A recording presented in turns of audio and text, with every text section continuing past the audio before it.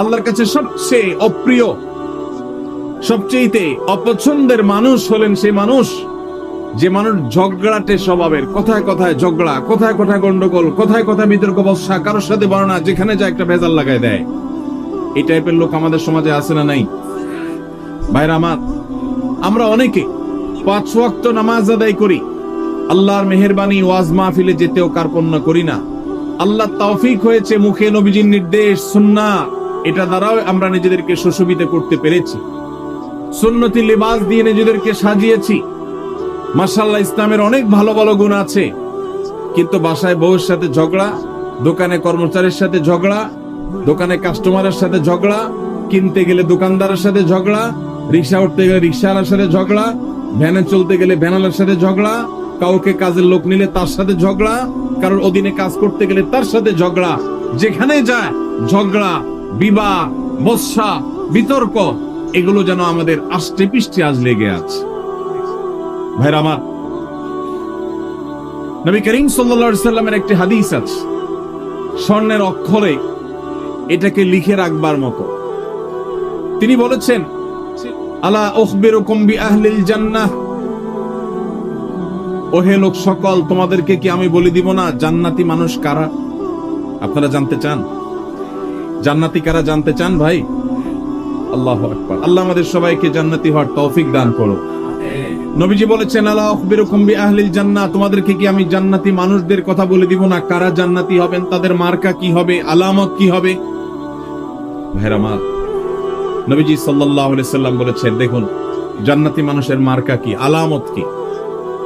জান্নাতি মানুষের মার্কা বা আলামত তার লেবাস বা পোশাকে যতটা প্রকাশিত হয় তার চেয়ে বেশি তার আচরণে প্রকাশিত হয়। নবীজি বলেছেন, কুল্লু দাঈফিন মুতাদাঈফ, প্রত্যেক ওই ব্যক্তি যে বিনয়ী হয়ে থাকে, নিরীহ টাইপের মানুষ, কেউ ধাক্কা দিলেও পারতপক্ষে পাল্টা ধাক্কা দিতে চায় না, এড়ায় চলে আসে।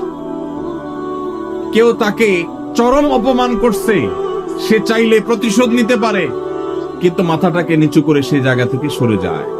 এরকম লোক কিছু লোক আছে না নাই?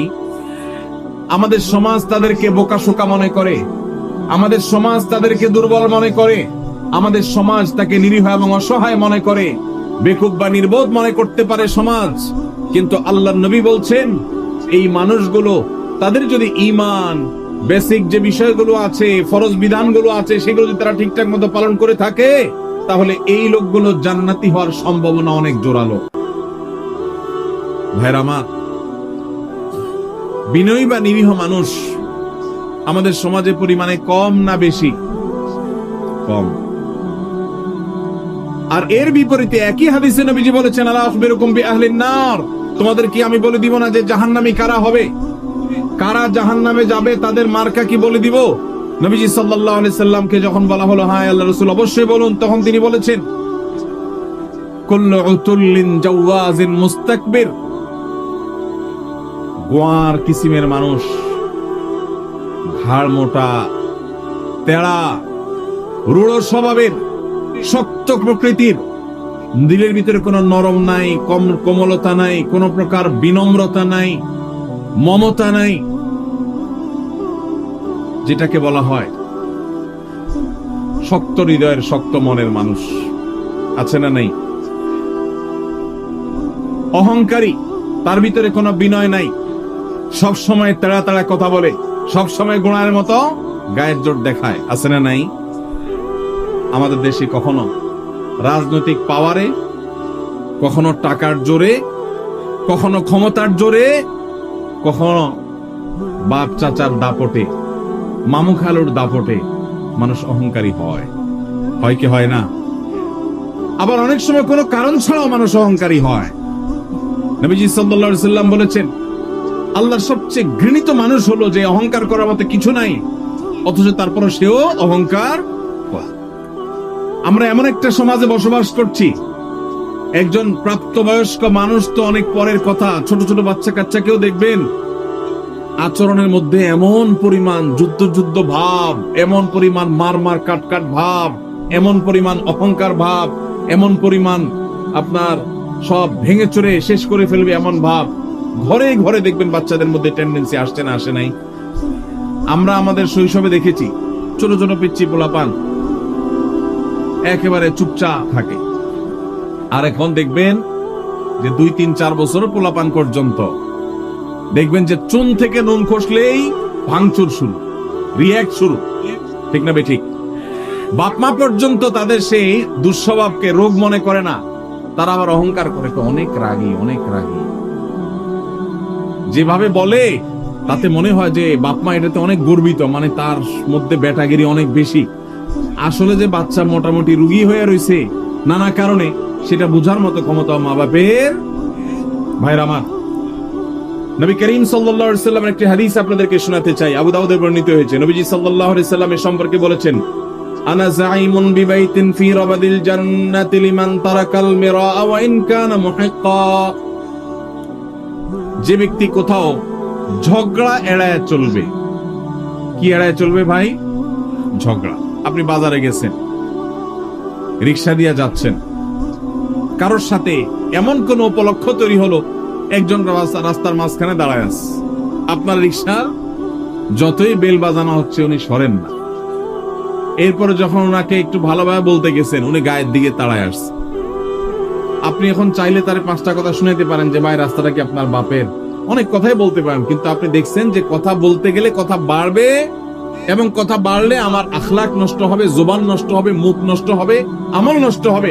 এই জন্য আমি নিজে সত্যের উপর আছি, সে অন্যায় করতেছে এটা জানার পরও আমি তার সাথে ঝগড়া না করে মুখটা আরেক দিকে ফিরে আসতে বের হয়ে চলে আসলাম। নবীজি বলেছেন, এই কাজটা যারা নিয়মিত করতে পারবে, যারা এই কাজটা করবে, এই গুণ যারা অর্জন করবে, তিনি বলেছেন জান্নাতের এক পাশে তার জন্য একটা প্রাসাদের দায়িত্ব আমি নিলাম। আল্লাহু আকবার। আল্লাহ তাআলা আমাদের সবাইকে ঝগড়া বিবাদ এড়াবার তৌফিক দান করুন। অনেক আমলের কথাই তো শুনছেন ভাই, সুবহানাল্লাহ, আলহামদুলিল্লাহ, তাসবিহ, তাহলিল, জিকির, আজকার, অনেক আমলের কথা আমরা শুনছি। আজকে ভাই নতুন একটা আমলের কথা শুনলাম। এটাও যে আমল সেটা আমাদের অনেক ভাই ব্রাদাররা জানেন না। সে আমলটা হলো ঝগড়া করার সুযোগ আছে, স্কোপ আছে, গায়ের জোর আছে, সাথে লোক আছে, চাইলে কথা বাড়ানো যায়, এবং যার সাথে ঝগড়া তৈরি হয়েছে তিনি একটা ফালতু বিষয় নিয়ে আপনার সাথে ঝগড়া লিপ্ত হয়েছেন, তিনি একেবারে অন্যায়ের উপর আছেন, ভুলের উপরে প্রতিষ্ঠিত আছেন, আপনি পরিষ্কার ভাবে দেখছেন তিনি রং, এরপরও তাকে রং জেনেও আপনি সত্য জানার পরেও শুধু ঝগড়াটাকে মিনিমাইজ করতে গিয়ে যে আমি কথা বাড়াতে চাই না, এই জন্য আমি হেরে গেলাম, কথা বাড়াইলাম না, এই কাজটা যদি করতে পারেন তাহলে নবীজি জান্নাতের চৌহদ্দির ভেতর একটা প্রাসাদ আল্লাহর কাছ থেকে আপনাকে পাইয়ে দেওয়ার দায়িত্ব নিয়েছেন। আল্লাহ আমাদের সবাইকে জান্নাতি হওয়ার তৌফিক দান করুন। ভাইরা আমার, এই আমলটা প্র্যাকটিস করবেন তো আজ থেকে ইনশাআল্লাহ। দিনে যদি একবার এই আমলের প্র্যাকটিস করতে পারেন, কয়বার? একবার।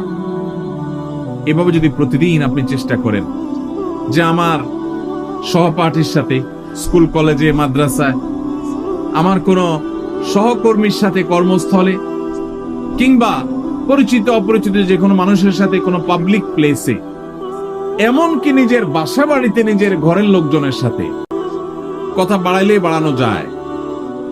অন্যায়টা সে করছে আপনি জানেন, এরপরও যদি আপনার রাগটাকে হজম করে নেন তাহলে এই পুরস্কার আল্লাহ আপনাকে দিবেন। আপনি দুনিয়া থেকে জান্নাতি, এটার নিশ্চয়তা আল্লাহর কাছ থেকে আপনি করে যেতে পারবেন যদি আপনি ঈমান, ফরজ আমলগুলোর পাশাপাশি এই আখলাকটা অর্জন করেন। চেষ্টা করা যাবে না ইনশাআল্লাহ? মুশকিল কি জানেন? মুশকিল হলো ইবলিস। ইবলিস কি বলবে জানেন? ইবলিস বলবে যে মাথা খারাপ, তুমি যদি এখন জবাবটা না দাও, উনি যে একটা অন্যায় কথা বললো এটার জবাব না দিলে এর মানে তুমি তার অন্যায়টাকে মেনে নিলা। ইবলিস বলবে কি বলবে না? এটারে বলে নেক্সুরত ধোঁকা। এটারে কি বলে ভাই? নেক্সুরত ধোঁকা। বুঝেন আপনারা? বুঝেন না? মানে দেখতে মনে হয় যে কাজটা ভালো কাজ, আসলে শয়তানি কাজ। আসলে কি কাজ? শয়তানি কাজ। শয়তান আপনাকে সবসময় উত্তেজিত করবে। শয়তান বলবে না, তোমাকে এখানে কিছু বলতে হবে, না বললে তো তুমি হেরে যাবা, তুমি দুর্বল থেকে যাবা। সে মনে করবে তুমি দুর্বল, শয়তানকে বলতে হবে আমি দুর্বল থাকলাম, আমি হাইরাই গেলাম, আমি মেনেই নিলাম। কেন? কারণ ওই যে নবীজি জান্নাতের গ্যারান্টি দিয়েছেন। জাইম শব্দটি আরবিতে অত্যন্ত গুরুত্বপূর্ণ অর্থবহ একটা শব্দ। জাইম শব্দের মানে হলো জিম্মাদার, দায়িত্বশীল। নবীজি বলেছেন সে জান্নাত পাবে তা নয়, তিনি বলেছেন আমি দায়িত্ব নিলাম, দায়িত্ব গ্রহণ করলাম, আমি জাইম হলাম ওই ব্যক্তির যেই ব্যক্তি ঝগড়া পরিহার করলো, সে হকের উপর আছে, সত্যের উপর আছে, তারপর সে ঝগড়া করলো না। আল্লাহ আমাদের সবাইকে এই গুণটা অর্জন করার তৌফিক দান করুন। ভাইরা আমার, ঝগড়া এড়াবার চেষ্টা করবো তো ইনশাআল্লাহ। তো উত্তেজিত করবে, বলবো যে আরে মাথা খারাপ, এভাবে যদি হাল ছেড়ে দাও তো সবাই কি মনে করবে? মনে করবে এর দোষ ঠিকই আছে, নাহলে সে চুপ করে চলে গেলে সবাই মনে করুক আমাকে খারাপ, আল্লাহ আমাকে ভালো মনে করবে ইনশাআল্লাহ। এই গুণটা অর্জন করা যাবে ইনশাআল্লাহ। ভাই, একই হাদিস আবু উমামা বাহির রাদিয়াল্লাহু তাআলা বর্ণনা করেছেন, মুসনাদ সুনান আবু দাউদে বর্ণিত হয়েছে। এই হাদিসের পরের অংশে নবীজি বলেছেন ওয়া বিবাইতিন ফি ওয়াসতিল জান্নাতি লিমান তারাকাল কিযবা ওয়া ইন কানা মাযিহা। যে ব্যক্তি মিথ্যা কখনো বলে না, মিথ্যা কখনো বলে না, এমনকি রসিকতা করে, মজা করেও কখনো, দুষ্টমি করেও কখনো সে মিথ্যা কথা বলে না। আজকাল যুবকদের মধ্যে দেখবেন দুষ্টমি করে, হাসতে হাসতে, খেলার ছলে, বিনোদনের ছলে মিথ্যা কথা বলা, এটাকে অপরাধ পর্যন্ত মনে করছে না। মুসলমান সিরিয়াসলি তো মিথ্যা কথা বলবেই না, এমনকি দুষ্টমি করে, মজা করে, রসিকতা করে মিথ্যা বলতে পারে। নবীজি বলেছেন কেউ যদি দুষ্টমি করেও মিথ্যা কথা বলা থেকে পরিহার করে, দুষ্টমি করতে যাচ্ছে, মিথ্যা বলতে যাবে, আল্লাহর ভয় এসেছে, সে পরিহার করেছে, তার জন্য আল্লাহ নবী সাল্লাল্লাহু আলাইহি ওয়াসাল্লাম বলেছেন জান্নাতের সেন্টার পয়েন্টে আমি তার প্রাসাদের দায়িত্ব নিলাম। এরপরে হাদিসে শেষ অংশে নবীজি বলেছেন ওয়া বিবাইতিন ফি আলাল জান্নাতি লিমান হাসানা খুলুকাহ। যে ব্যক্তি তার আচরণ সুন্দর করবে, কি সুন্দর করবে? আখলাক সুন্দর করবে, তার আচরণটা মধুর মতো হবে, তার কথা থেকে মধু ঝরবে, সবাই তার থেকে মিষ্টতা অনুভব করবে, তার কথার মধ্যে কর্কশ ভাব থাকবে না, বেয়াদবের মতো আচরণ করবে না, অহংকারের মতো আচরণ করবে না, ঝগড়াটে স্বভাবের হবে না, বিনয়ী হবে, বিনম্র হবে, মাটির দিকে চেয়ে চলবে। সে যখন হাঁটে তখন মনে হয় যে মাটিতেও টের পাচ্ছে না। কারোর সাথে ঝগড়া হলে আস্তে করে মাথাটা নিচু করে সে সেখান থেকে চলে যায়।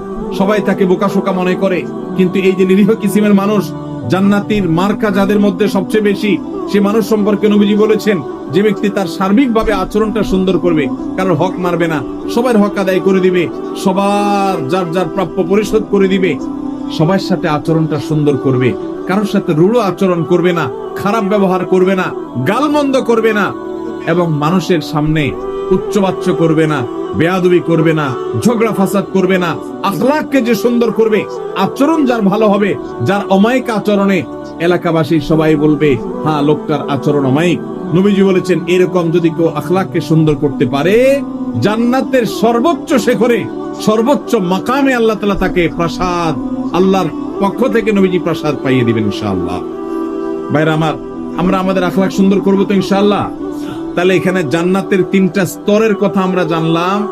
নাম্বার 1, জান্নাতের এরিয়ার মধ্যে আল্লাহ নবী জান্নাতের একটা প্রাসাদের দায়িত্ব নিয়েছেন।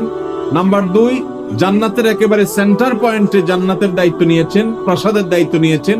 আর জান্নাতের সর্বোচ্চ যে মাকাম বা স্তর আছে, সেই স্তরে আল্লাহ তাআলার পক্ষ থেকে আল্লাহ নবী সাল্লাল্লাহু আলাইহি সাল্লাম একটা প্রাসাদ নিয়ে দেওয়ার দায়িত্ব নিয়েছেন। এই যে 3টা জান্নাতের স্তরের কথা নবীজি বলেছেন, এর কোনটা দেখবেন আমাদের যে আমলগুলোকে আমরা সাধারণত জিকির আজকার, নফল রোজা, নফল নামাজ বা এই জাতীয় আমলগুলোকে আমরা একমাত্র নেকামল মনে করি, এরকম কোনটার সাথে সম্পৃক্ত নয়। নবীজি যেগুলো বলেছেন তার সবগুলো সম্পর্ক হলো আমাদের আচরণের সাথে। কিসের সাথে ভাই? আচরণের সাথে। আজকের এই মাহফিল থেকে আচরণ সুন্দর করবো তো ইনশাআল্লাহ, আচরণ সুন্দর করবো তো ইনশাআল্লাহ। ঝগড়া করব না, ঝগড়া